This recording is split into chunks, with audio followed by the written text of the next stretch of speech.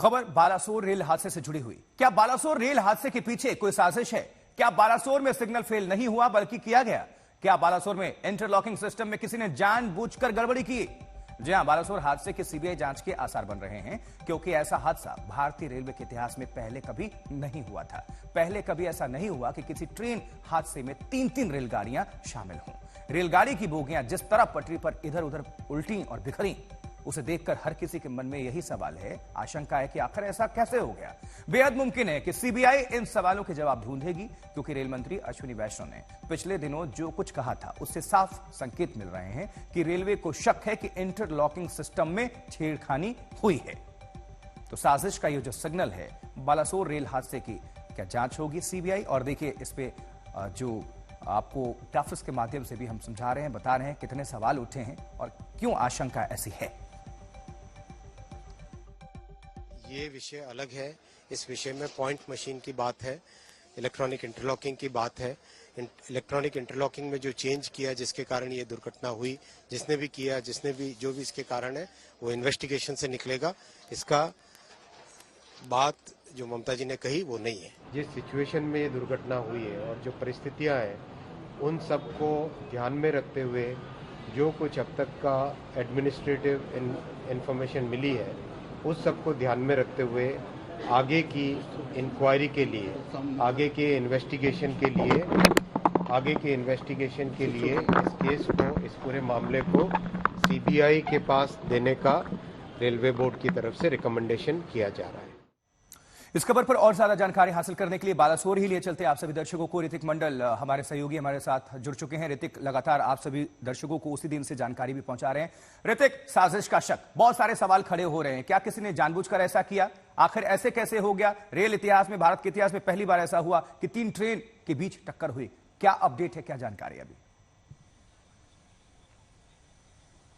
देखिए आशुतोष, पहली तो बात है जी, ये बाहरनगर बाजार रेलवे स्टेशन है। यहाँ पर ये बालासोर और भद्र के बीच का वाला जो स्टेशन है, इसमें जो इंटरलॉकिंग सिस्टम लगा हुआ है बहुत ही एडवांस तकनीक का, ऐसा कहना है रेलवे ऑफिशियल्स का। बावजूद इसके किस तरीके से इतना बड़ा हादसा हो गया, ये समझने वाली बात है। अगर हम जरा गौर फरमाए, जिस तरीके से रेल मंत्री ने हमें कहा कि इंटरलॉकिंग सिस्टम में हो सकता है छेड़खानी की है। दरअसल इंटरलॉकिंग सिस्टम किस तरीके से काम करता है, जैसे पॉइंट सेट किया, जानकारी देते पीछे तस्वीरें भी दिखा दीजिए कि किस तरह से कार्य और क्या अभी किस तरह से अभी आपको तस्वीर नजर आ रही है कैमरा पर्सन से?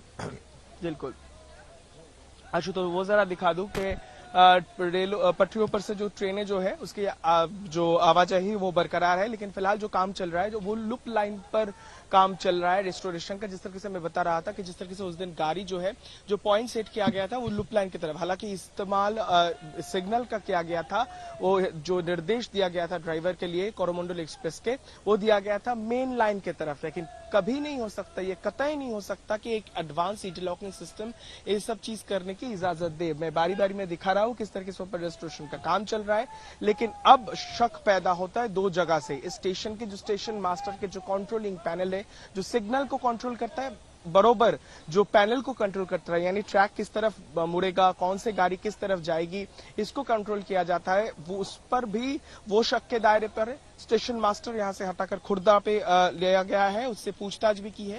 और इसमें अहम भूमिका होती है रिले रूम का, जो बिल्कुल ये स्टेशन मास्टर के रूम के बगल में रहता है, यानी जिसमें ज्यादातर तकनीक जो है वो हार्डवेयर से बने रहते हैं। जो निर्देश वो जो है डिजिटली दिया तो जाता है, लेकिन अब समझने की बात होती है उसी तरीके से जो हार्डवेयर जो लगे हुए थे, उसी तरीके से रेल की पटरियों को सेट करता है। इसमें चूक कैसे हुई, किस तरीके से इसका सिग्नलिंग सिस्टम निश्चित तौर पर ये जांच की बात है। आप बने रहे ऋतिक हमारे साथ, आपका दोबारा हम रुख करने वाले हैं। देखिए, उधर बालासोर हादसे पर पश्चिम बंगाल की राजनीति जबरदस्त तरीके से गरमाई हुई है। भारतीय जनता पार्टी कह रही है कि हादसे के पीछे टीएमसी कहां थे, तो टीएमसी कुछ पूछ रही है कि सरकार मौत का आंकड़ा क्यों छुपा रही है, कि नंबर क्यों कमती कर रहे हैं लोग, अभी तो मिला ही नहीं किसी को। हमारा इधर से अगर 200 का मापिक हो गया तब भी और भी क्रिटिकल है बहुत। 60% लोगों ने जो हॉस्पिटल में भर्ती है वो क्रिटिकल है। सबसे बड़ा इंसिडेंट है, सबसे बड़ा एक्सीडेंट है। इतना लोग को मौत होने का बाद अब तो कम से कम क्षमा चाह सकती थी, वो भी नहीं किया। इसका पीछे क्या है? साजिश है, टीएमसी का साजिश है। सीबीआई जो इन्वेस्टिगेशन करेगा इसको अंदर एक कन्वर्सेशन कैसे हुआ वो भी आना चाहिए। नहीं आएगा तो मैं कोर्ट का दरवाजा खटखटाऊंगा। ये घटिया तृणमूल कांग्रेस रीजनल पार्टी, ये party for a family party, ये फैमिली पार्टी ये सब घटिया काम कर रहा है। इसका कोई पॉलिटिकल आइडियोलॉजी नहीं है। सुबह बोल रहे थे कल सुबह कि ये एक टेक्निकल इंटरलॉकिंग सिग्नलिंग का प्रॉब्लम है, शाम को सीबीआई इंक्वायरी कर रहे हैं। मेरे को समझ में नहीं आ रहा है ये रेल मंत्री है कि रेलों को चला रहे हैं कि इनको कोई और ऊपर से इंस्ट्रक्ट कर रहा है। इनके बस में कुछ नहीं है। इनमें अगर नैतिकता और मानवता का एक अंश भी बचा है तो इन्हें इस्तीफा दे देना चाहिए था अब तक। पर अगर इनमें नहीं है तो प्रधानमंत्री जी ऐसे रेल मंत्री जिसको रेल का बिल्कुल ज्ञान नहीं है उसको बर्खास्त करे। लेकिन इस घटना में सीबीआई इंक्वायरी की संस्तुति हुई है और सीबीआई इंक्वायरी की संस्तुति तभी होती है जब सरकार को भी शंका है कि जो गड़बड़ियां हुई हैं उसके पीछे साजिश हो सकती है। इंटरलिंक्ड जो इलेक्ट्रिक सिस्टम है उसको किसने छेड़ा, जिसका इतना बड़ा खामियाजा हमें भुगतना पड़ा, तो उसका इंतजार करना चाहिए।